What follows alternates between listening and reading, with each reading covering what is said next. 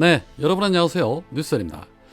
최은순을 감옥 보낸 1등 공신이자 한때는 윤핵관으로 불리며 승승장구하던 장제원, 오늘 오전 내년 총선에 불출마하겠다는 기자회견을 했습니다. 장제원은 운명이라고 생각한다. 22대 총선에 출마하지 않겠다. 역사의 뒤편에서 국민의힘 총선 승리를 응원하겠다. 또 한 번 백의종군의 길을 간다. 이번에는 제가 가진 마지막 공직인 의원직이다. 윤석열 정부의 성공보다 절박한 것이 어디 있겠냐. 총선 승리가 윤석열 정부 성공의 최소한의 조건이다. 그래서 제가 가진 마지막을 내어놓고 이제 떠난다. 버려짐이 아니라 뿌려짐이라 믿는다.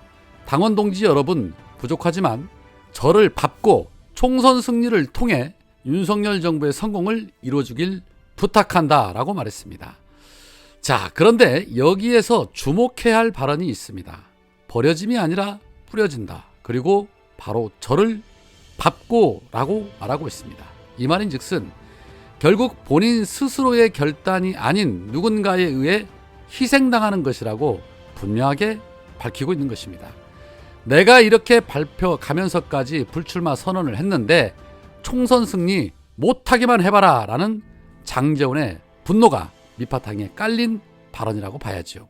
결국에는 수사권을 앞세운 윤석열 검사 독재 정권 뜻에 거스르지 못하고 밀려나는 이 장제원의 모습 속에서 국힘당의 앞날이 눈에 선합니다. 자, 그렇다면 이제는 누구 차례일까요?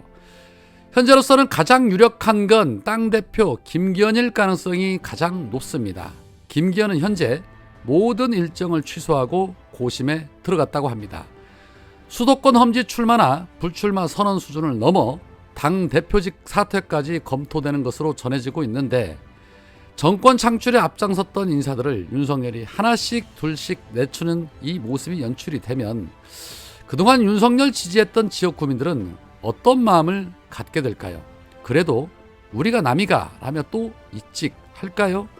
많은 시민들이 배신감을 갖게 될 겁니다. 그렇기 때문에 이들의 사퇴는 오히려 국힘당의 총선 승리가 아닌 윤석열 총선을 더 망가뜨리는 시발점이 될 수도 있습니다.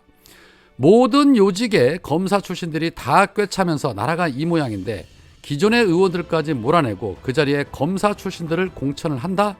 아무리 국힘당을 지지하는 시민들이라지만 국회까지 윤석열 검찰들로 채우려고 할까요? 저는 아니라고 봅니다.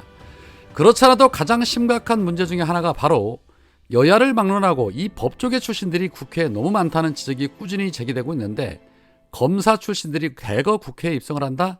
국민들은 절대 좌시하지 않을 것입니다. 자, 한편 오늘이 44년 전 전두환 일당으로부터 12.12 쿠데타가 발발한 날입니다. 두 번 다시 우리 역사에 있어서는 안 될 참혹한 날이죠. 이에 이재명 대표가 페이스북에 이런 글을 올렸습니다. 서울의 봄은 저절로 오지 않는다.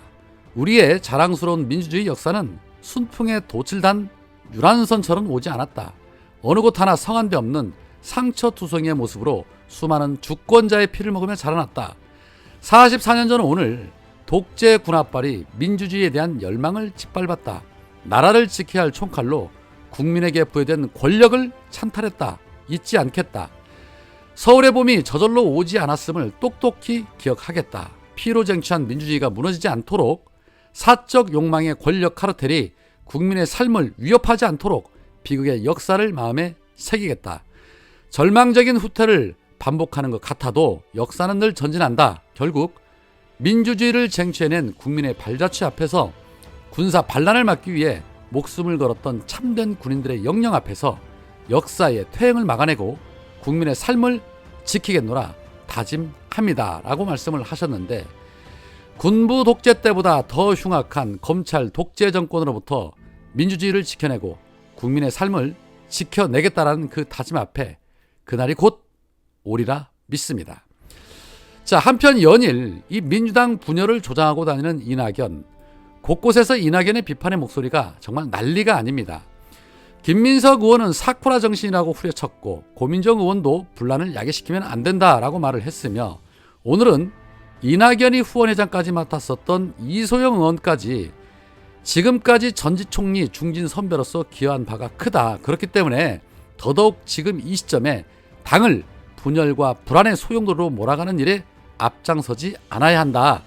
심지어 이준석과 연대설까지 나오는 일을 국민이든 민주당의 지지층이든 정치 후배든 이걸 어떻게 이해할 수 있겠냐라고 직격했습니다.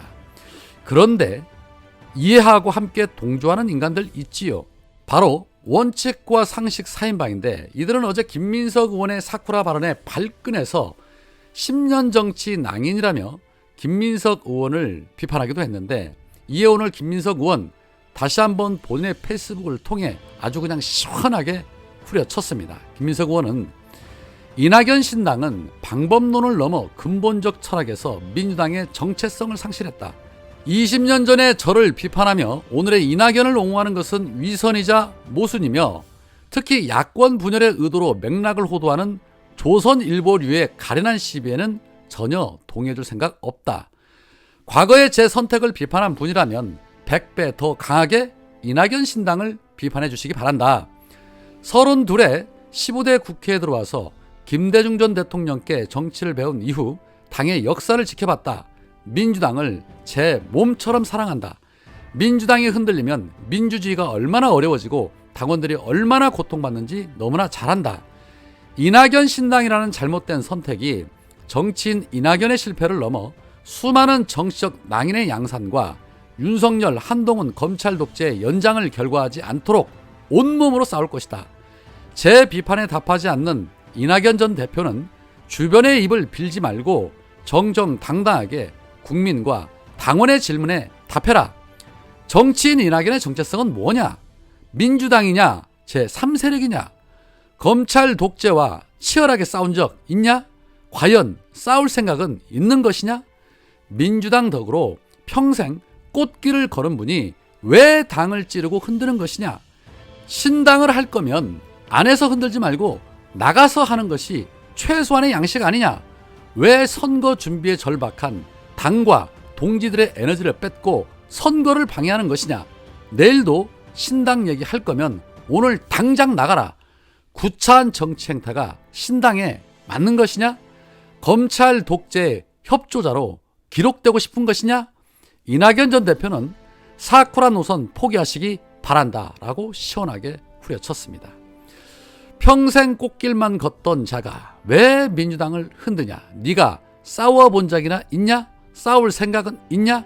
그만 나대고 조용히 나가라 라는 발언은 우리 모두의 마음을 대변해준 발언이라고 생각을 합니다. 속이 다 시원합니다. 노무현을 흔들던 버릇 수십 년이 지난 지금도 못 버리고 어쩜 그렇게 똑같을까요? 그래서 사람은 고쳐 쓰는 게 아니라고 하나 봅니다. 오늘은 여기까지입니다. 고맙습니다.